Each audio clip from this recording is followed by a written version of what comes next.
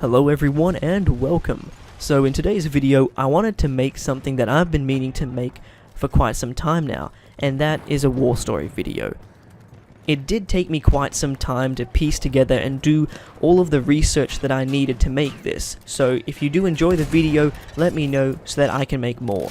But I wanted to really highlight and talk about all of the inspirational and amazing feats that have been performed in the line of duty. And I have seen some of these videos before, but they have been really focused around Medal of Honor recipients. That's why, as an Australian, I thought it would be a great idea to create a video series about Victoria Cross recipients, which is Australia's highest medal of honour, bravery and valour in the line of duty for a soldier. And I figured that the best place to start would be the most decorated soldier from the Australian Imperial Force during World War I, and that is Lieutenant Alfred Shout. So, Lieutenant Shout was born in New Zealand actually, but in his teens he moved to South Africa to fight in the Second Boer War. After the war, he met his future Australian wife and later moved to Sydney, Australia. There, he worked as a carpenter and was also a regular at the rifle range, where he quickly gained a reputation as an excellent shot.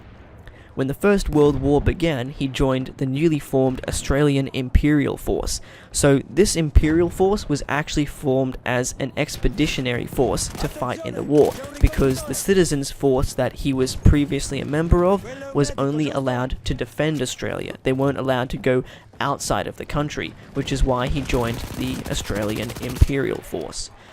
So after all of the training that he underwent before going actually off to fight, and also because of his role in the Second Boer War, he was at the rank of lieutenant. So Lieutenant Shout was a member of the 1st Battalion, which along with a few other battalions was sent to Anzac Cove in Turkey, landing on April 25th. So this is where actually most of the Australian forces were in World War I, and alongside the New Zealand forces as well, the idea was to fight towards Russia and establish supply lines and slowly entrap the German and Ottoman empires. So the 1st Battalion was meant to be held in reserve, but unfortunately due to heavy losses almost instantly, they were called in, and by April 27th he'd been continually in action without rest since landing. That morning, so still without any rest, he was sent to Walker's Ridge to replace a wounded officer in a vulnerable area. Here, Lieutenant Shout and his men were taking a lot of accurate and heavy rifle fire throughout the day, and without flinching, he exposed himself to their fire to observe their position and shoot back. Despite this, unfortunately, the Turks continued to gain ground, and once they got closer, he then led a bayonet charge to keep them at bay. From this, the accounts of Private Bethel stated the following. Lieutenant Shout was a hero, wounded himself several times. He kept picking up wounded men and carrying them out of the firing line. I saw him carry fully a dozen men away. Then, another bullet struck him in the arm, and it fell useless by his side. Still, he would not go to the rear. "I'm here with you boys to the finish," was the only reply he would make. A little later, Lieutenant Shout was wounded again and fell down. It was cruel to see him.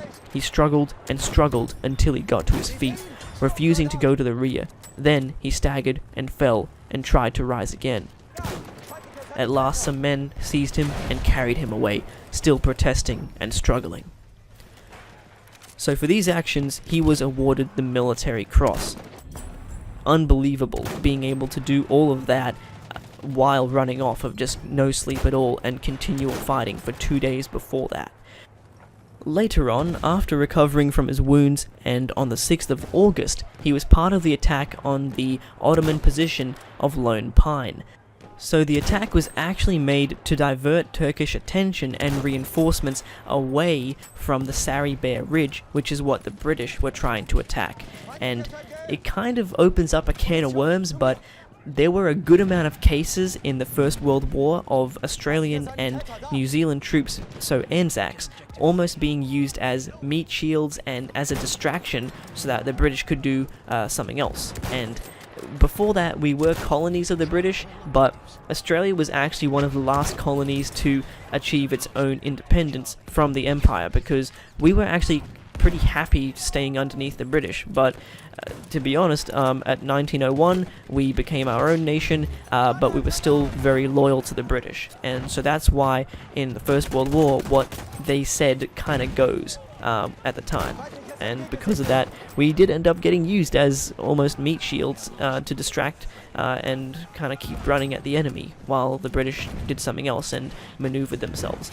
But in saying that, the British also did have some of the highest losses in the First World War, but alongside that, Australia, New Zealand, and I think also Belgium had some of the highest chunks of their population just taken out by the war, because Australia only had 5 million people in the entire country. For such a huge chunk of land, we only had 5 million people as the entire population. And still we're quite small, but I mean, damn, that's like almost nothing. That's insignificant these days, to be honest. But getting back to things, the Australian assault started in the afternoon, and the artillery barrage aimed at the Turks before attacking was said to have had feeble results. After half an hour of hard fighting, the Australians managed to breach the Turkish trenches, but had taken heavy casualties. Shout's battalion was then ordered forward in preparation for the counterattack. A few days later it came. The Turks, with renewed energy, recaptured a part of a land strip that was called Sassy Sap. And Shout wasn't going to have any of this. Supported by a few of his own soldiers, he charged down one trench, throwing grenades. He killed 8 Turks and managed to clear others out of the trench to retake it. Now, this may get a bit confusing, but the land strip that was called Sassy Sap was actually named after one of the Australian officers there, Captain Sassy. And so, at the same time, Captain Sassy gathered 3 men with sandbags and cleared another section. Captain Sassy was very happy about this and asked Shout if he wanted to keep going, taking more land. So, of course, Lieutenant Shout agreed. They assembled 8 men this time to carry sandbags and extra grenades. Having already observed the Turkish position, they shoved down their barricade and ran forward, side by side. While Sassy fired his revolver and Lieutenant Shout lobbed grenades, they advanced in short stages along the trench and built a barricade each time they stopped. Remarkably, Shout was laughing and joking, cheering on his men the entire time. Readying himself for the final push forward, Lieutenant Shout simultaneously lit 3 improvised bombs. He threw the first 2, but the third exploded as it was leaving his hand. The explosion incinerated his right hand and part of his left, destroyed his left eye, cut his cheek, and caused burns to his chest and legs. Despite the severity of his wounds, he was still somehow conscious and was dragged out of the firing line, where he was still cheerful and drank some tea and sent a message to his wife. Unfortunately, he passed away 2 days later, succumbing to his wounds. For his leadership and gallantry, he was awarded the Victoria Cross. His 3 gallantry awards from Gallipoli also marked him as the most highly decorated member of the Australian Imperial Force for the campaign. So that brings an end to this war story. I hope you guys all enjoyed it, and I'll leave you all with just a quick fail from an enemy trying to do a bayonet charge on me. I got him pretty good.